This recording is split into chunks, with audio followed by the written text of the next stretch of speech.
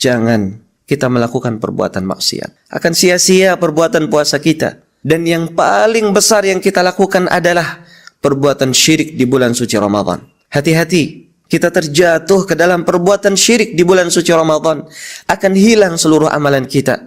Apakah itu amalan puasa ataukah amalan-amalan yang lainnya. Perbuatan syirik, menduakan Allah, mensekutukan Allah subhanahu wa ta'ala. Karena Allah Ta'ala berfirman, وَلَقَدْ أُوحِيَ إِلَيْكَ وَإِلَى الَّذِينَ مِنْ قَبْلِكَ لَإِنْ أَشْرَكْتَ لَيَحْبَطَنَّ عَمَلُكَ وَلَتَكُونَنَّ مِنَ الْخَاسِرِينَ. Telah diberikan wahyu kepadamu, wahai Muhammad, dan kepada orang-orang sebelummu, seandainya engkau berbuat perbuatan-perbuatan syirik, maka Allah Subhanahu wa Ta'ala akan menghilangkan pahala amalanmu dan engkau akan menjadi orang-orang yang rugi.